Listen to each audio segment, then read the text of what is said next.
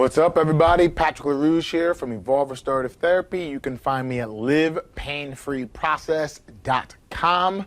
I help people eliminate pain for the long time by teaching them how to heal, not just what to do, but how to do it. That means how to sit down, take apart what's in your way, take apart what's going on within you, looking at what's happening in your environment, and actually doing something. That's the key. A lot of people just do things and don't realize it's how you do those things that make you heal. And then the environment that you create around that is what's going to make it consistent.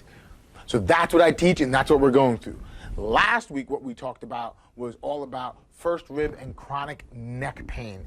You know, people that get neck pain over and over again, or they just have stiff, tight necks. That's what I want to talk about today, because I got a kind of a kickback and people saying, I don't really have pain, but it happens. I'm not in pain now, but it happens often.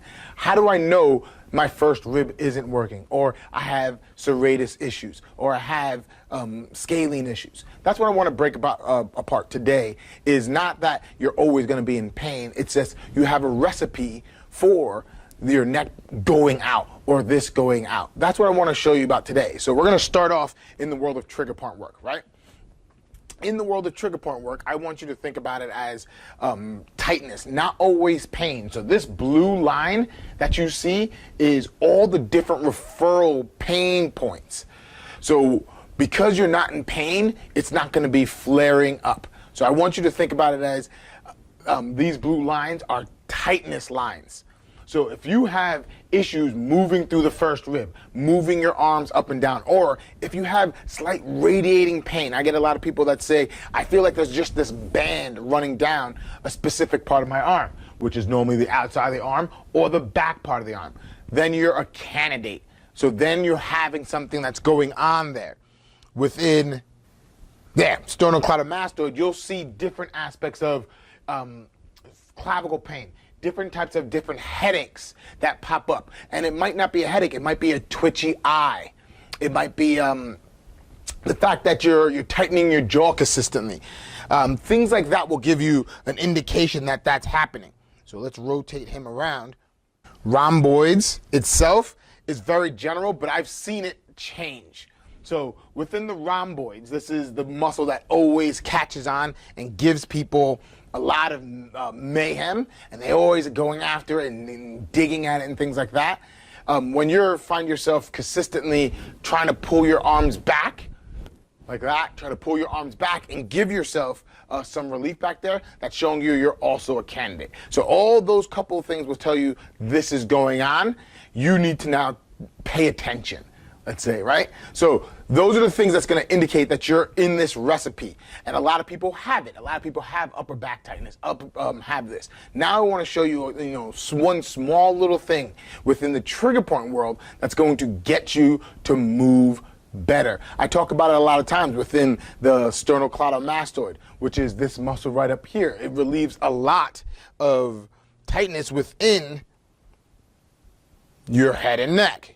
Let's see if it gives it to me. Booyah. It relieves a lot of tightness in your head and neck, and it does a lot. It helps you rotate your head left and right, and it also allows your first rib to move a little bit better. It's not the key to this, but I want to give you something that you can actually start doing, because a lot of people are coming to me with neck pain, and I'm showing them, all right, did you look at this video? Did you look at that video? And they're missing this part. Remember, it's not what you do, it's how you do it.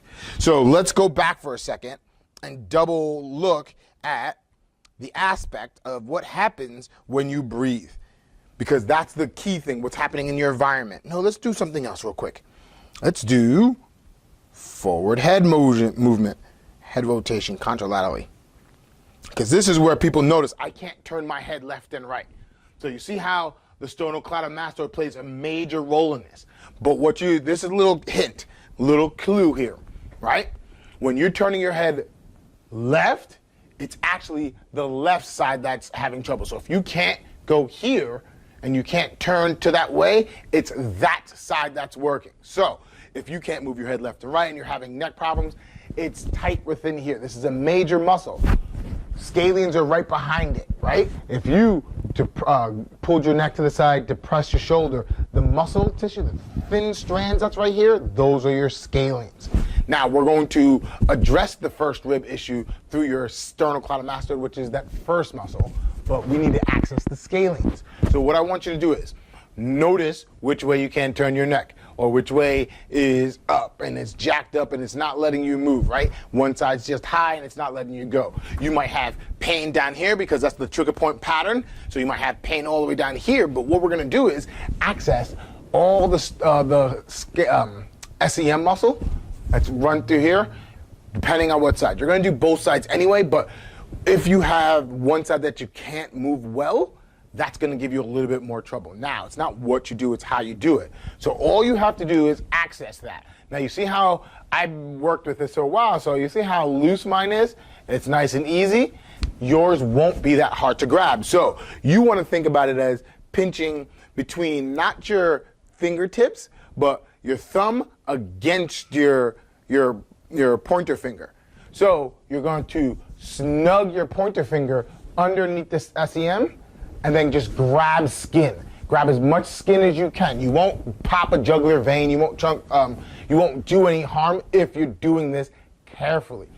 Grab skin and then start to slide towards, like you're trying to find what happened. You see how I'm sliding across? And then it will solidify underneath your finger. And all you have to do is hold for a second. Breathe. Now, normally I tell people to breathe down low. We want to access the first rib. We want to get this to open and close, right? So you want to access that, squeeze just a second. You might get referral pain inside the eye, down the arm. You might get it in a lot of different places, but once you get that, close your eyes and sit with it for a second, and then turn your head left and right to where you can go.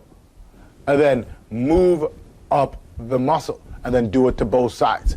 Once that's done, things are going to start rearranging themselves in the back part of your neck because you rearrange the front part of your neck. You might get yes or no functions back almost instantly. And you might get a lot more room able to turn left and right.